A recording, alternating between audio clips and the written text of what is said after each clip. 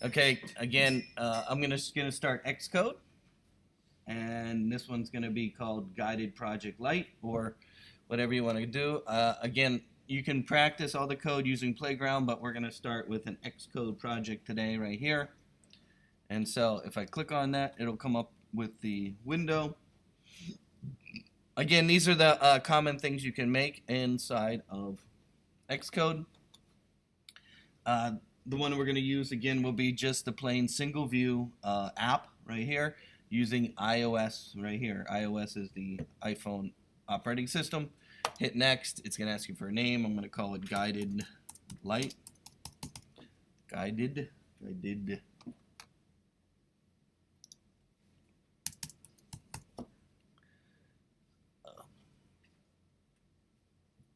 Next, you can hit next. It's going to ask you where you want to save it. I am just going to make a folder somewhere. I guess I have a lot of stuff on my desktop. I'm going to make a folder. I'm not going to check the GitHub. I'm not going to be sharing this code with people, but we did talk about GitHub the first week, right? Okay, and if you don't know what GitHub is, you should be going there. And when I have problems inside of Xcode, I actually just go and search for the answer. And there's a lot of solutions out there.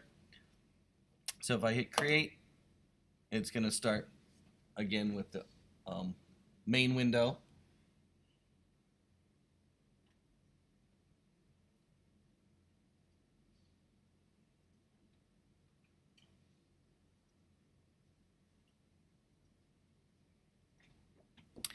And then I think last class we kind of talked about the most important thing was the deployment info down here. I think we talked about that already.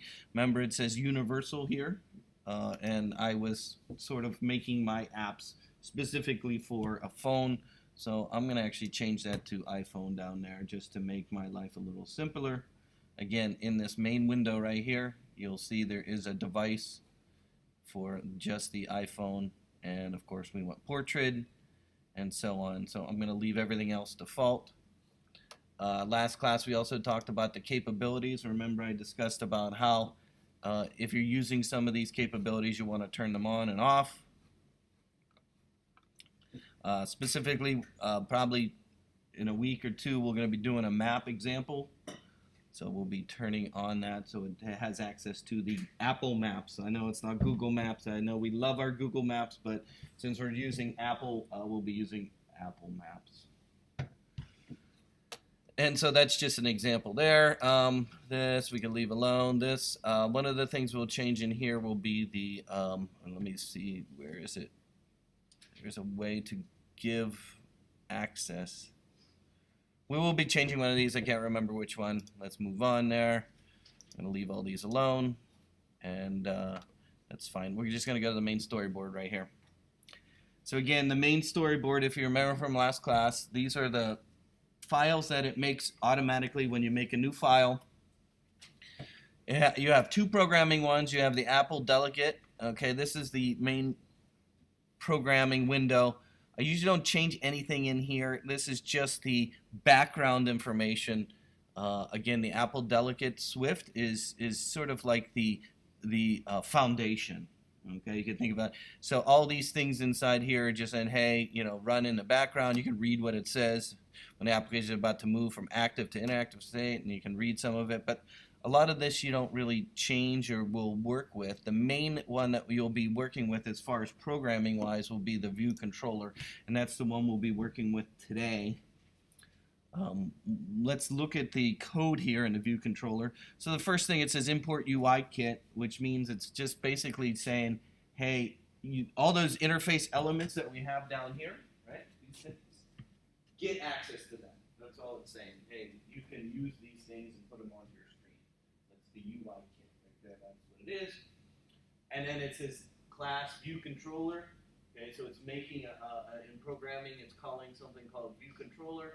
And then UI view controller, it's adding those resources. And then the first question says override function view, did it load? So it's almost like in web programming, if you remember through JavaScript. Did the web page load? If it didn't load, then show an error. It's the same thing here. Did it load properly? If it loaded properly, hey, let's do something. If didn't load properly, then get an error message. That's all this is doing. So most of the programming that we'll be putting in, especially today, will be here in this area underneath here. Did it load? Okay, and if it did load, what am I going to do? So remember, it's going to go inside here. Not necessarily in a bracket. It could be after that.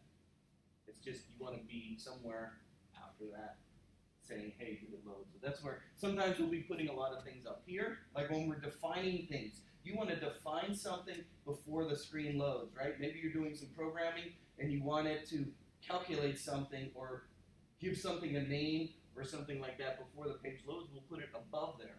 See up here in this area? So we'll be putting a lot of programming here and a lot of programming here in the code. So just look at that as far as the programming. Functions and classes and functions and things like that we'll be putting up there. Okay? The next, of course, as you already know, the main storyboard. We worked with that last class, and you can see it's just basically a visual window that is used to put our elements on. Of course, assets is where we store our graphics. In addition, you'll have sound in there and things like that. And then launch screen is some, I don't know. Some of these things we'll have to change later. So again, following with the book, they want you to put a button on the screen. So if you remember how to put a button on the screen,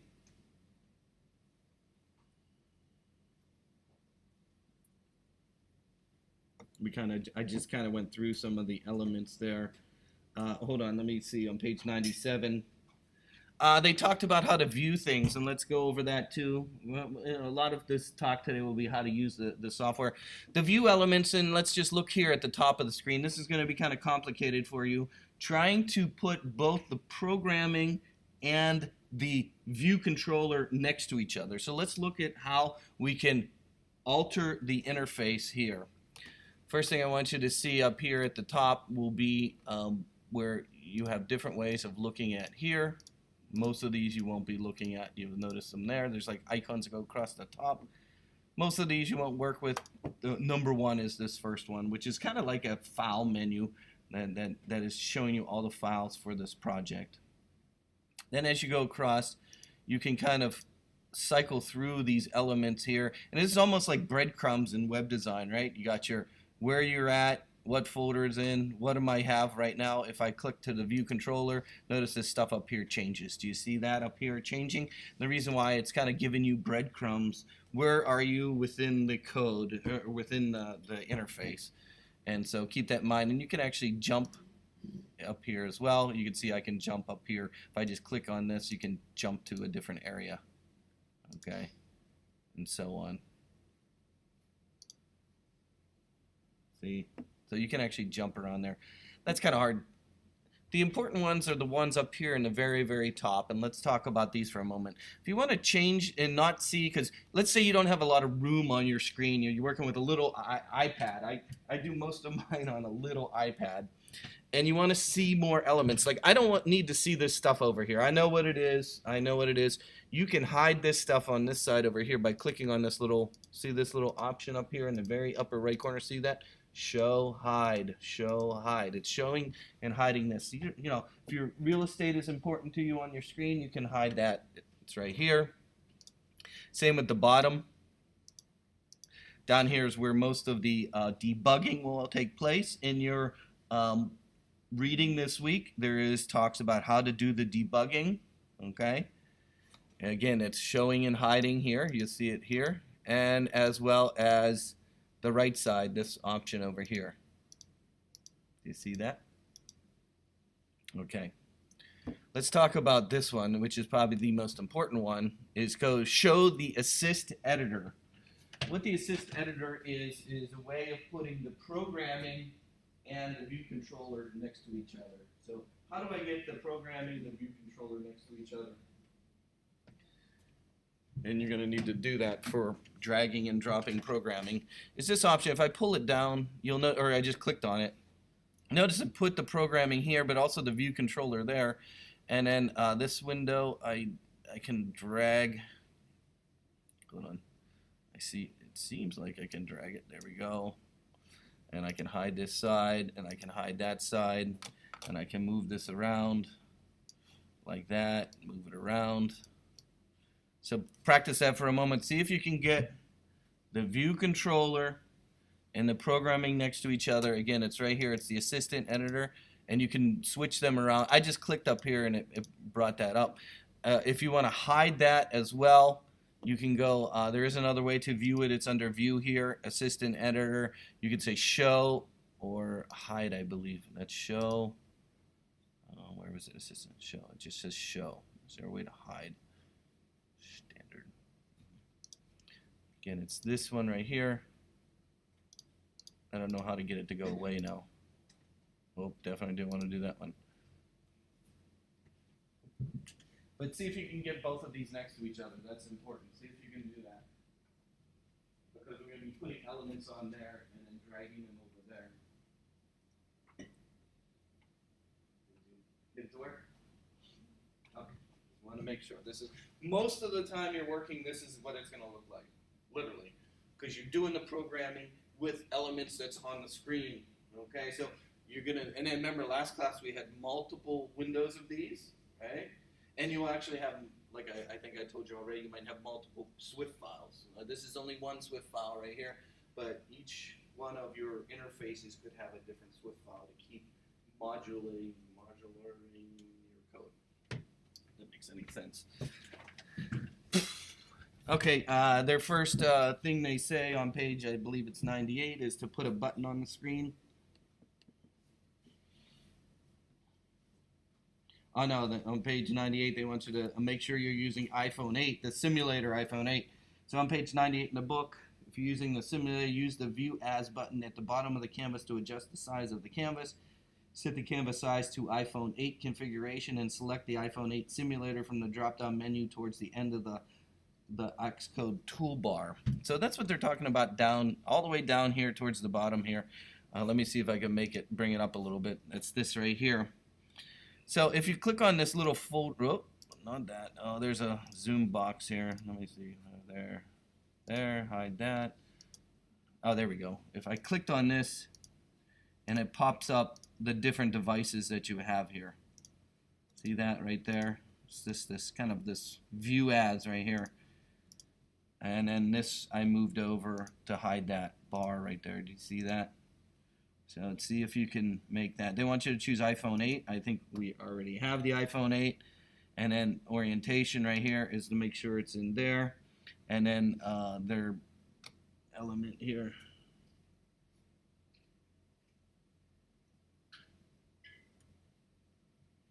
Select the View Controller view and select the Attributes Inspector, which will allow you to customize the attributes of any interface element. The background color for this view has already been set to white. That is desired state for your app to launch, so you don't need to change anything. So that what they're talking about there, and let's go back up to it. I just wish I could, if you hit this X, I believe it closes it. Yeah. And then I'm going to bring this back. Okay, so I close it. Let's practice that. Let me just practice this for a second. Again, I clicked on here for the assistant editor. It brought up both of these, and if you want to make this go away, this programming window right here, if you want that to go away, you'll notice there's a little X in the upper corner. Do you see that there? Remove assistant editor. So practice that, make sure that goes away so you know how to, and then of course to bring it back, how did I do it? I clicked on this again. Remember that right there? Boom. Okay, so make sure you try it, practice it. It's going to take you a while. It took me a while to get used to that.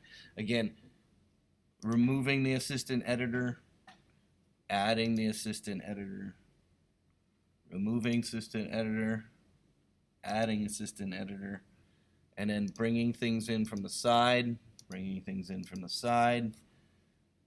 hiding elements here, zooming elements, moving them around here.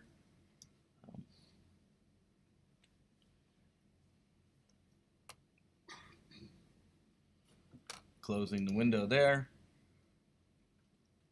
open this side there. So I'm going to start with kind of this look, And what they were talking about here on page 98 in the book is, of course, if you click on the interface right here, click on the box itself, you'll notice some options come up, okay?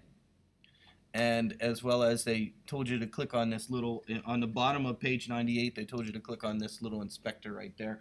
And the reason why they wanted you to click on that inspector over there is so that you can see that the background color is white. That's the default for our app. And we learned how to change the background color last class, right? Remember we tried that?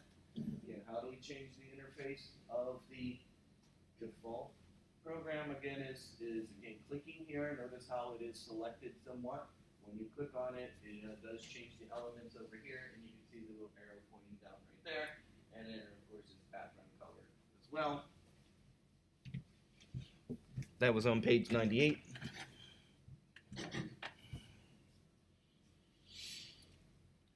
Then they want you to put a button on the screen. If you remember how to put a button on the screen, over down here, you'll have your elements. If you don't see it looking like this, you'll notice.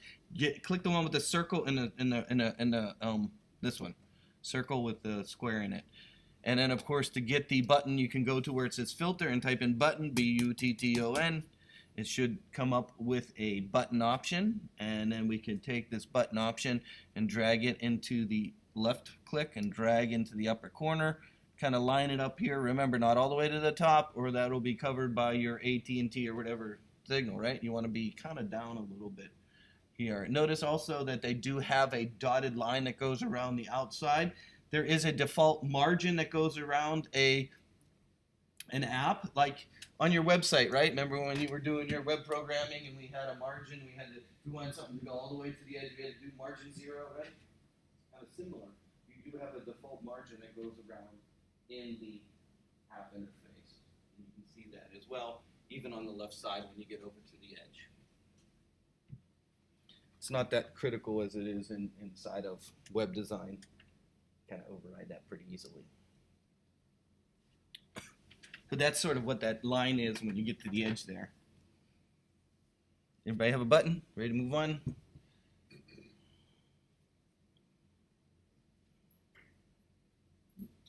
So the first thing they want you to do is give your button an action so that you can program it, okay?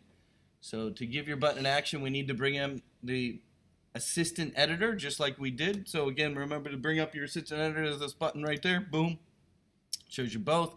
If you need some real estate, you can go and hide things. Again, you can hide both sides if you want. Get used to that. You're going to be doing that a lot.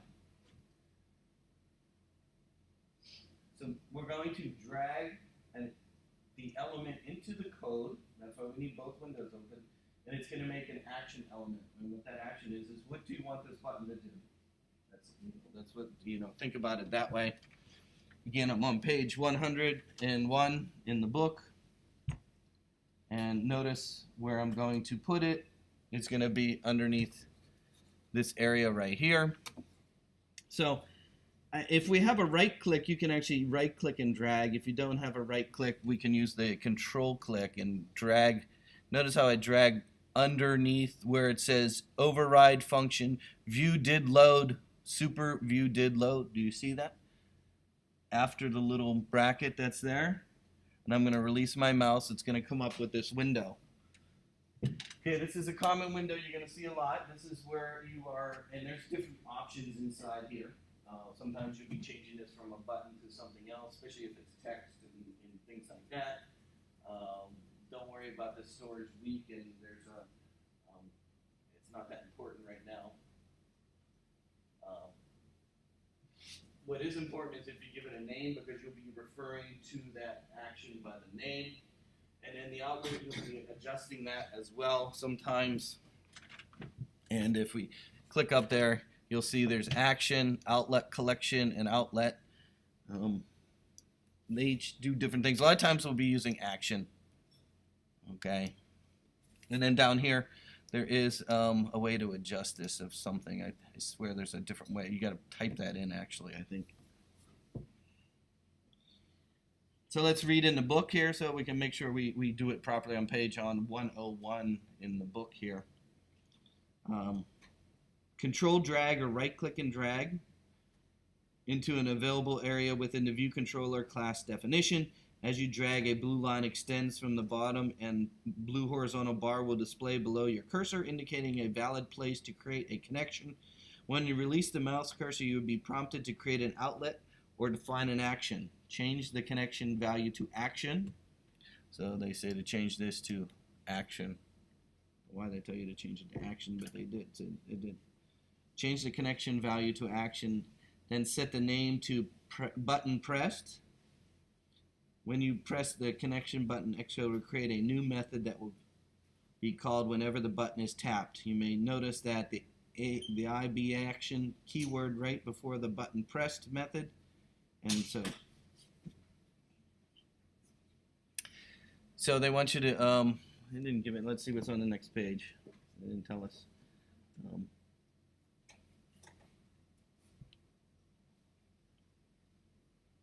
So their interface is different. That's why I was telling you that I did get this to work. So let's change the name to button pressed, which is different than the visual that they're showing you in the book here.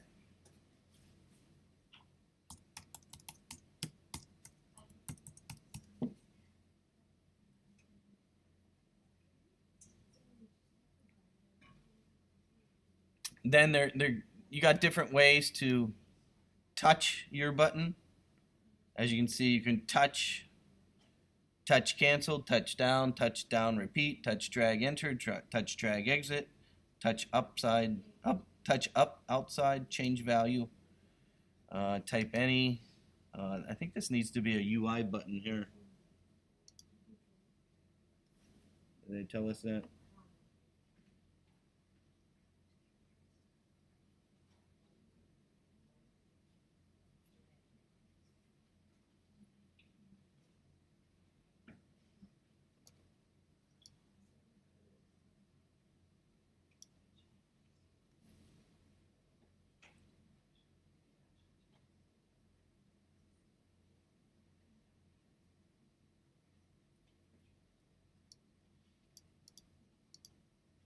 And then I changed this to UI button here. I don't know, let's hit connection. Let's see what shows up.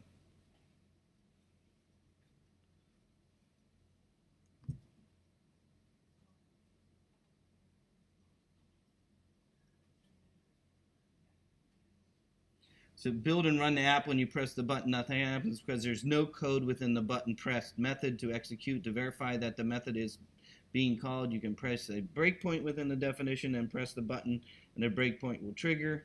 Now you've verified the action is working correctly. You can add some code to change the background color, remove the breakpoint, and so on. So let's not even do that. Let's just keep going. So your code should look somewhat like that, like it is on page at the top of page 102. You'll notice there is an action. Just curious, is it important the fact that they're working on line 10 as opposed to working on line 17/18? Yeah, I don't think that matters. That's because they probably don't have all this stuff there, right? You have all these call outs, right? That's why. Remember and I know you're new to the programming and things like that. The code for this will be between the curly bracket here and this curly bracket. Okay, so we will be putting this is a function. Did I touch it? It's sender, it's UI button, and then we'll put the code in there.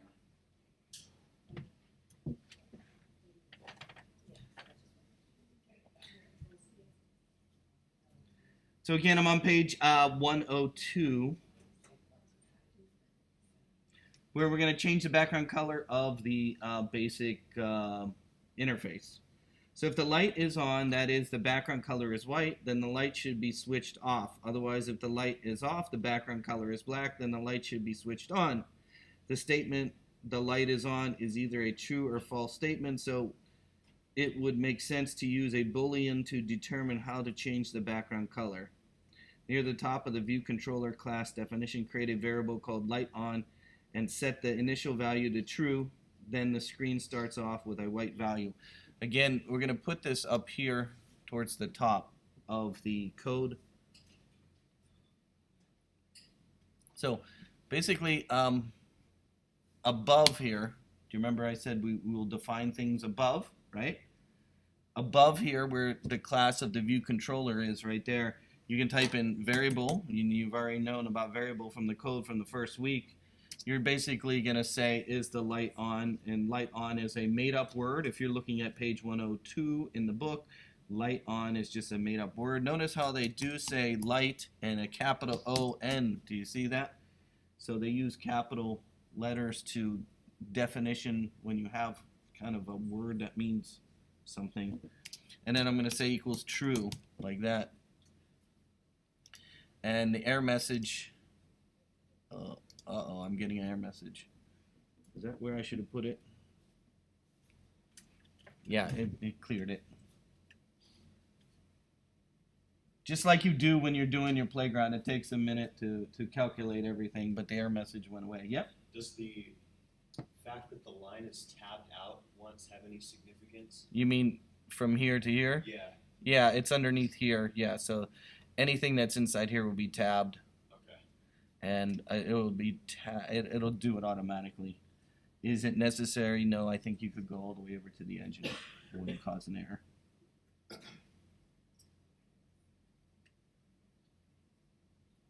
On the line, it is automatically tapped. You have to go up to the line 11 at the very end of the little control bracket, and then hit enter, and it'll down automatically. Which one? So if you just go to line 12 and you just put your thing there, it won't tab it automatically. So if you go to the little bracket on the line above it at the very end, and then you push enter, then it'll tab it for you automatically. Yeah. So under import UI kit, instead of seeing class, I'm seeing internal class.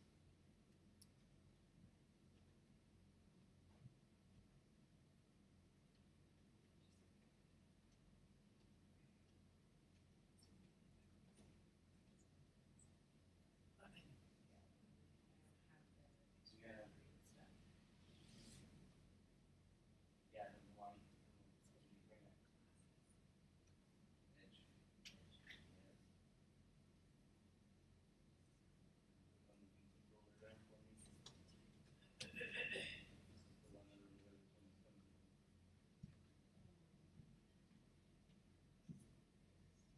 Yeah, I know. Can you close that next?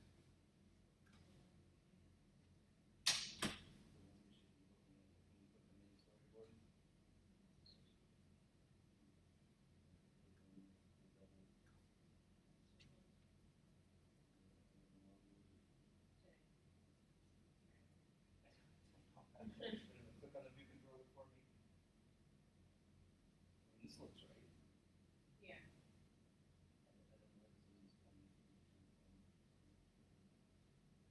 And can you click that little arrow?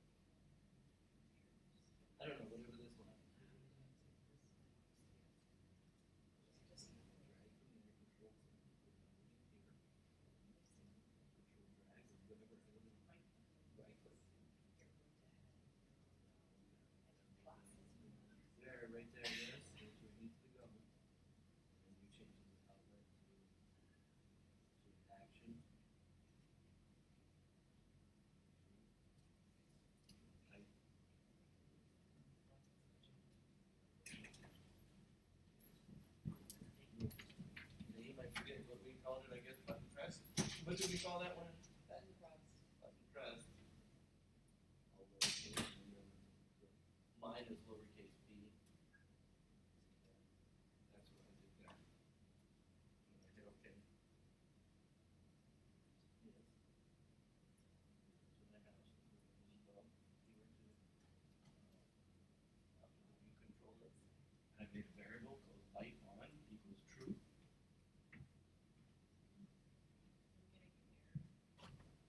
What's that? I'm getting an error.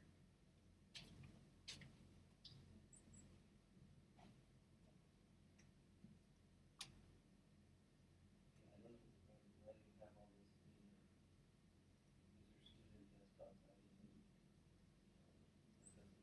You should probably start over with a whole new file. I don't know, that seems like there's a mistake somewhere in your file.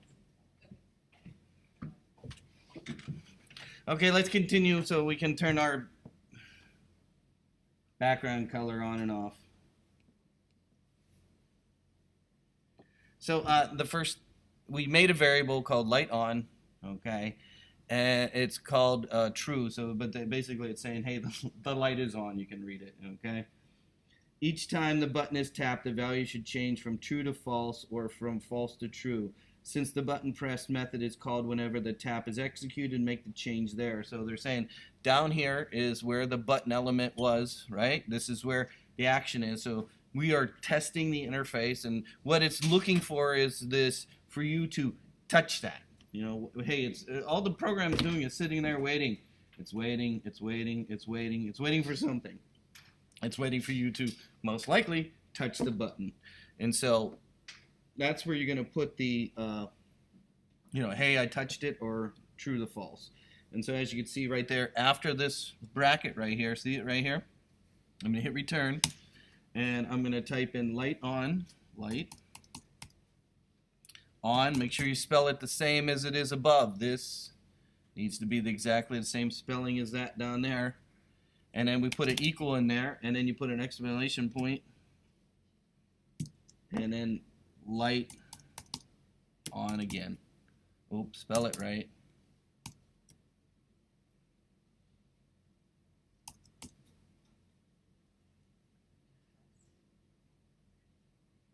After the value has been changed, you can use the new value to determine how to change the background color. If the light is supposed to be off, change it to black, or if it's supposed to be on, change it to white. You can write this logic using a simple if statement. And if you look over here on the next page, on page 103, we're basically going to write it right here as well in the same area. Okay, and so I'm going to hit return inside here where I was, and you'll look at the top of page 103. You'll say if the light is on, basically change the background color to white, else change it to black. So there's a if statement, and I know you might not have got to if statements yet inside of your programming examples, but an if statement is a very common way of determining if something is something, then do something else. If something is not, then do something else. And there'll be other ways of doing it, not just this way, but in this case, you'll notice it says if light is on, and then you'll notice there is the round bracket, view background color. The view.background color is part of Swift, and what that is basically telling you to change the background color. Just like in CSS, right? In CSS, we could have you have background for your color, right? In your web page, it's the same kind of concept. The view.background color. Background color is built right into the actual code itself, and they do have a dictionary for you inside of Swift that allows you to look up common terms that you would use, just like you would in CSS and things like that. Okay, and I'll show you that in a minute. Let's just finish typing this for right now. So again, we're going to put an if statement in here. Light on, of course, the same spelling. You'll have a round bracket or curly bracket there. Notice it puts the other curly bracket automatically for you. Did you see that? Whenever you put a curly bracket. So just be aware, sometimes I get too many of them because it keeps putting things in there. And I'm going to hit return, and then you're going to say view dot, and of course background color is built in back, And as you notice, as I start typing, just like in, you know, if I'm working with a web editor in web programming, right? You're working with HTML editor or CSS editor, it starts coming up with suggestions, right? Because these are built right into the programming language. Notice it comes up to the UI color method right there. And if you come down there and touch it, it'll put it in for you automatically, spelled properly as well so that you don't misspell it. And if you put an equal sign in there and you put a dot in there, and we're going to call it white, then I'm going to hit return, and I'm going to type in, oh, you want to be above, and this is where I said you're going to get kind of, you want to be above this curly bracket here. Did you see it? Like it is on page 103. You're going to put the else in there like that. And then you're going to put another curly bracket, and then boom, notice it puts another one there for you, right? So just be aware of that when it's putting the brackets in there for you, that you don't actually have too many of them in there. And if I hit return, then I can put in view again, dot, background, and notice it starts coming up again with the background color element, just like it would in CSS. And then you put dot black, and it'll change the background color to black. So again, if this is all taking place in where the action is that we put the programming for the button tapping. So again, if somebody touches this, it's going to do this stuff. What did, you know, how we had to give it a name up here. If we didn't give that name up there, it wouldn't know what LightOn is. Okay, hey, what is LightOn? It doesn't know. This is a made-up word, LightOn. Some things, you notice how this is purple. Purple is like it's built into Swift, right? And then you'll notice this is green. It's a made-up word. And same with some is black, some is green, so on and so on. Use dot white. What's that? Why we write dot white? Dot white. It's part of the syntax. I don't remember right at this moment. The period in front of white. Yeah. Just for color or any other idea? Maybe for color. Yeah, I don't know. I can't remember right this moment. So in this case, they're saying, hey, let's save and test and see if our background color changes. So cross your fingers. To do your test, you got this little arrow right here. You can push on that, or you can go underneath product and run here as well. It should open up inside of your simulator.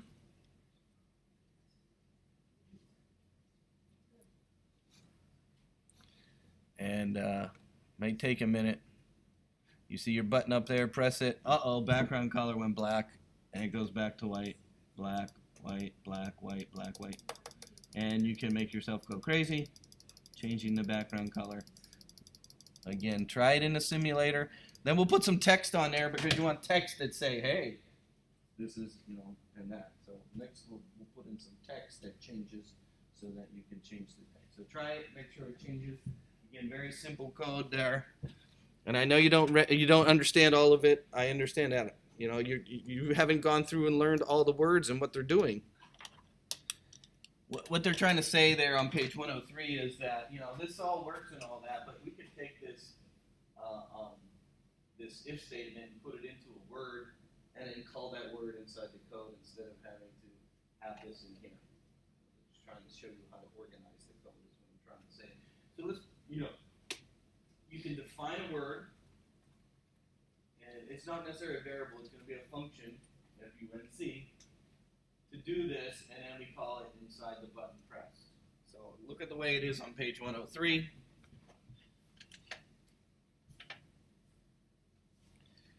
And you'll notice right here where the light is on, you can simply just go up here to the very top up here, and I can hit return there, and you're going to get all kinds of errors, but I'm going to put the round bracket in there. Then I'm going to hit return again, and notice all the errors are coming because there's a problem. But then they put in function, F-U-N-C for function, and then it says update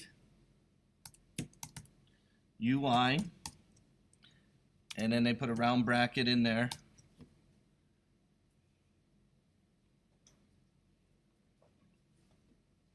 And what's that? Oh, up. Yeah, I spelled it wrong.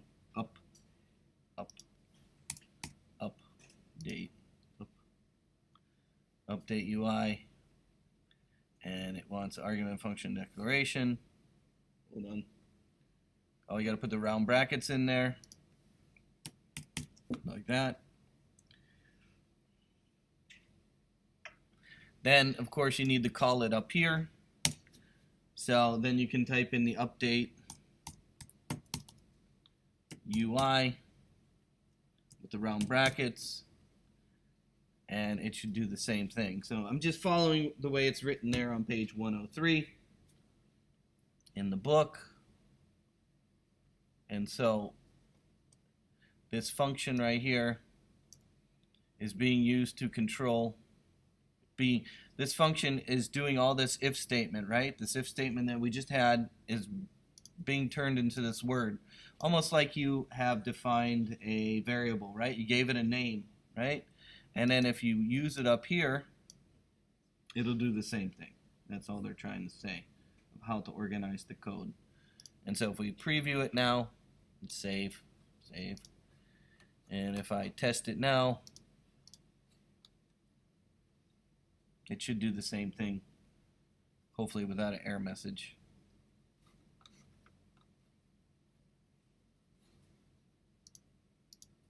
So it's doing the same thing. It's just using a term to describe, and you might get an error in here. And usually this is, you know, it's a UI element and it gets confused.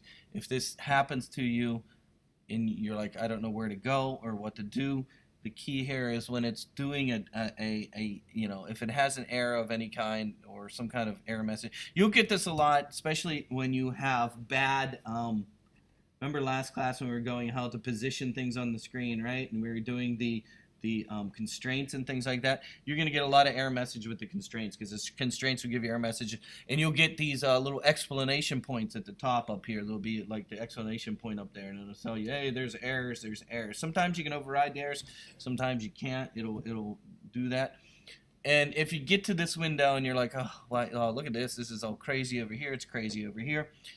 The key here to go back to the beginning is to go to the folder in the upper corner right here. If you see the folder up there, it takes you back to this window, which you probably know because you started at this window. Then if you click on the main storyboard, it'll go back to the main storyboard here, and by default, hopefully it goes back to your view controller there. So if you run the simulator and it gets you an error, it's going to go to this window right here. I understand that. Way to get back, again, is in the upper corner, which is this one right here. And you can click on the main storyboard, and it should take you back to this option here.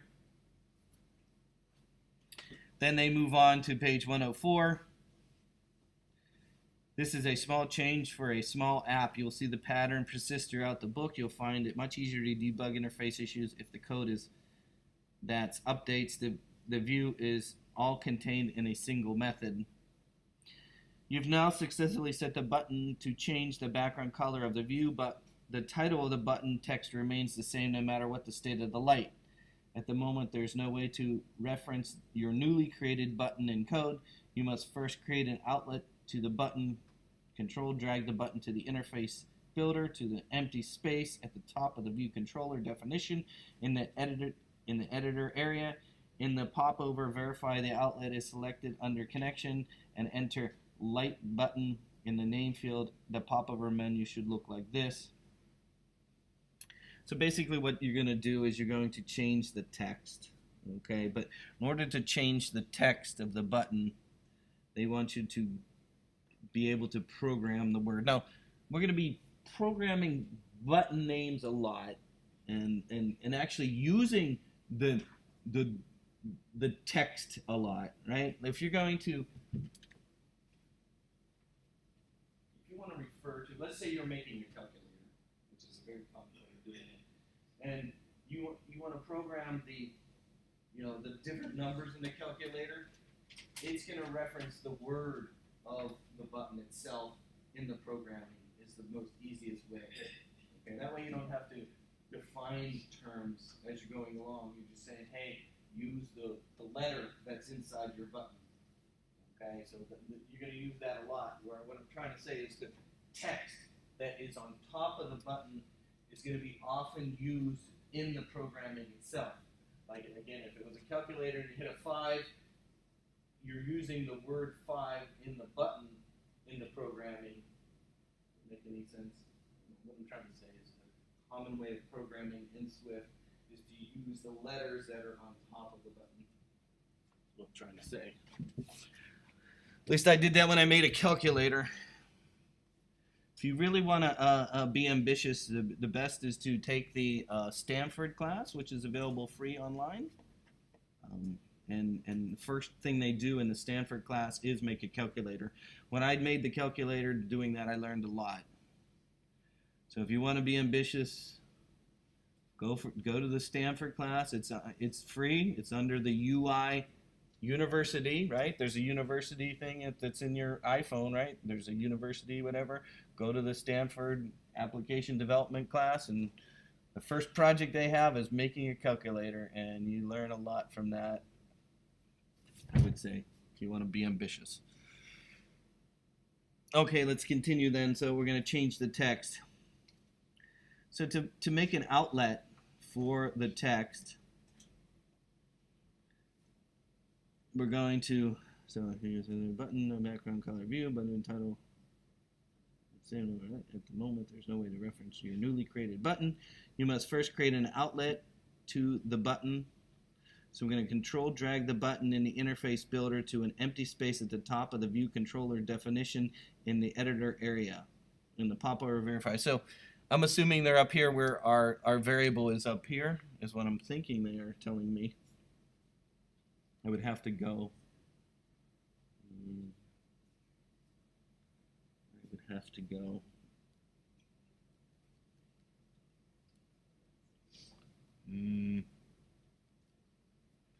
So I'm going to try and put it up here and see if it works. Again, the same thing that we did before, control drag. So I'm going to control drag the thing here. Remember doing it? I'm going to hit the control key and drag up here. And this time it's going to be outlet, and the name is going to be light. And then capital B for button. Just like it is on page 104. I'm going to hit connect and put it up here. I made a variable called light button, and it's a UI button element. As you learned in an earlier lesson, you'll be able to see these details of the outlet from left to right. Circle, the fill circle indicates the outlet is connected. The circle will be empty if the property isn't connected to anything. So they're talking about this circle right here. See that when I put my cursor over it, it changes into a plus. Okay. We're going to be duplicating buttons and changing information in the plus in the future, especially when you get to doing the apple pie. That plus will be very important there. Do you see that little plus? Again, what they're talking about is a circle element. If it's a solid circle element, it says it's good. It means it's connected. Notice how when I roll over it, you'll see the word comes up, light button. See that? Light button. Remember, don't put any spaces in a name. You put spaces in here, it's bad. Just like in CSS, right? If you put in cascading style sheets, right? You write one word and then you put a space and then another word. It thinks you want to kind of combine those together, right? You can't put spaces in there. So these things, when you're naming them, you can't put a space in there. Now I know when you roll over this element, it says light button and there's a space between it. I don't know why. Again, you'll be using this little button here to duplicate things in another lesson. Again, I'm on page at the bottom of 104. The IB outlet, this keyword signals to Xcode that the property on this line is an outlet, which means it's going to do something. That's all it means. The variable light button, this declares a property called light button. Okay, so let's hit. And then the UI button element, this type of the property is the UI button. The explanation point warns you that the program will crash if you try to access this property and the outlet isn't connected. Okay, so the explanation point is this one right here, and it's saying if this is not connected to something, it will crash. That's sort of what they're saying at the top of page 105. Having created the outlet, you can now make changes to the button programmingly. Okay, so first we add an outlet here. We called it light button. Now we can change the text that's in there programmably. If that's the word, programmably. It's on page 105. Remember that for your cash cab someday. Anybody watch the cash cab? No, they ask you questions. You guys are going to remember everything. Add a breakpoint to the first line of the press button method and then build the run your app. As you might expect the press button to change the color, the corresponding action press button will be executed, but since you added a breakpoint, the code will pause before the last line. Let's not worry about that right now. I'm going to run out of time right here. Click the step over button. We don't need to do that right now. Run the updated click method. Click the step button down and just go and execute. Take a minute to read the button and update method. Since the Swift is very readable programming, you can probably interpret the lines to say if the light is on, the view background color should be white, or else the view background color should be black. So they were showing you how to troubleshoot there on page 105. Just go in, and I'm going to skip over that because we're going to run out of time. We're already over a little bit of time here. The button should be declaration of light on. The button title should read off, or else the button should read on. To make sense, the button title should be updated in a similar way to the view controller. They also bring up the programming window right there, as you can see. Remember I talked about the dictionary and things like that. They do have a UI kit whole dictionary that they're showing you on page 106. Now you find a reasonable place to update the text in the update UI method, but what about the actual function for doing so?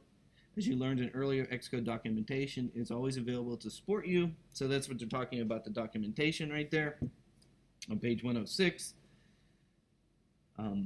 To learn how to set the title of the light button, start by reading the documentation on your type UI button. You can press the documentation directly using the Windows Documentation AP reference from the Xcode menu. This opens a separate window in the documentation viewer. So they're talking to you about how to bring up the documentation and read it. Start entering UI button. If you type in UI button into the documentation, it'll come up with the options that you can use to change that. That's what they're talking about there on 105, or 106, I'm sorry. And then 107, they tell you to scroll down in the documentation, and it'll tell you how to change the text. Now the text is a word, it'll be a string, right? When we talked about string, I think in your first couple programming languages, your lessons that you did last week, you learned about strings, right? Strings are text, right? Okay, so since there's text on this thing, it's called button, right? B-U-T-T-O-N, it's text. So you want to be able to change the text that is in the button, so you're going to have to declare a string. Click on the function name to see definition. They're telling you again, this is a new list of symbols and documentation that are normal, consistent, which correspond to the state of the button, which enables sliding in a screen. And so on page 107, they give you an idea of how you might go about changing the text. And then they go through, and I'm going to skip through the documentation. You should open that up and review that when you have time.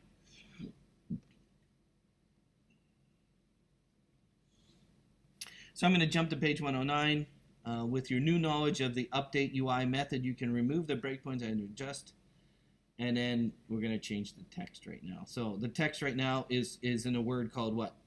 Light button, right? The text. Again, here's the outlet right here. A variable light button is the UI button is this right here.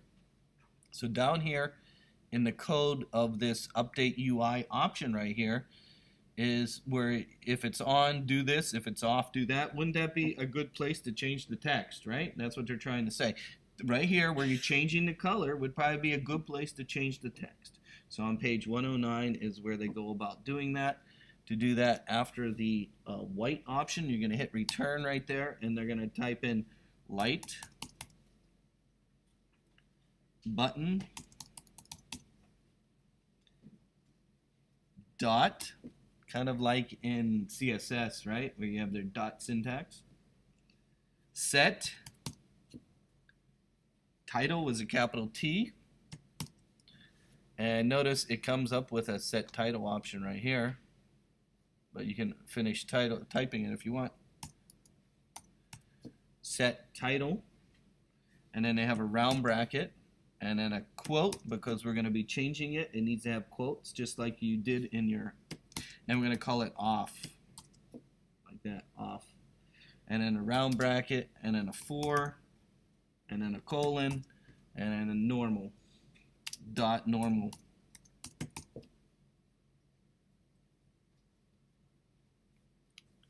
Then you take that entire line right there and you can copy it, Command C on the keyboard, and then after black, of course we don't want it on, we're going to change the off to on.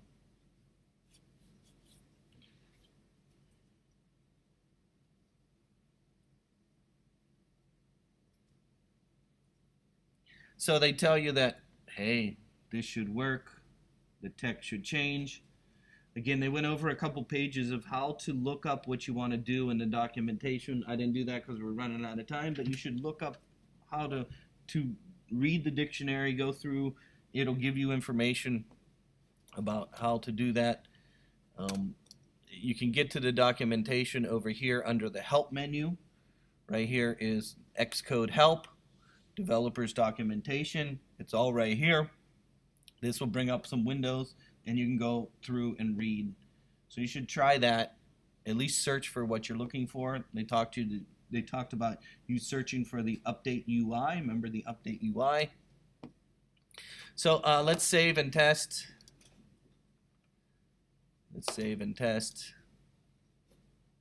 And if you get this message, it means that you didn't stop the one that was previously running. Don't worry, just say stop, and then it'll start a new one.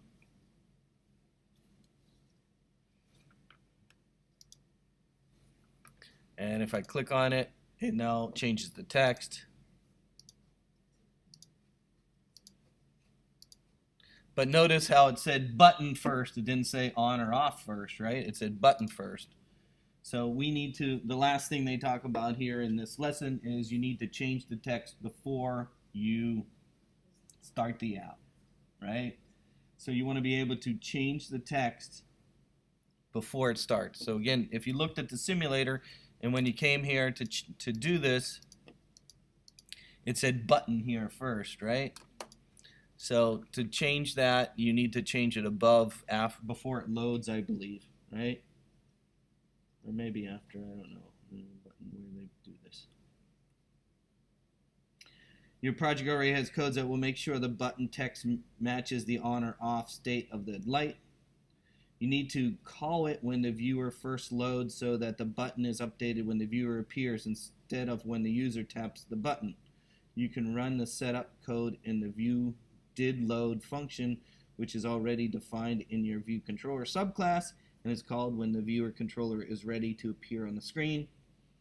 So they have it on page 109 here, and they have some code in there. I could zoom in. It's not letting me zoom in. They're telling you to add the update UI inside of the view did load option. So on the page,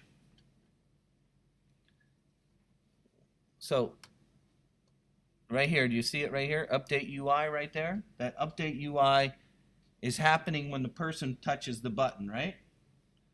But they're saying you can run that in the view did load right here so that the text will be correct before. So all they're saying to make the text correct so it doesn't say button is to take this function that is right here and put it up here to the view did load up here. So put it up here before this, after, or before this bracket, of course after this bracket.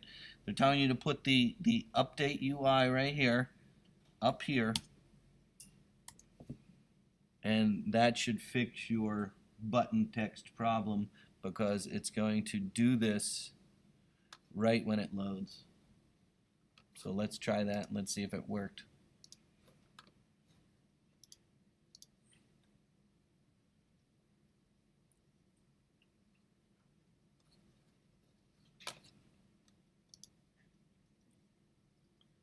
Off.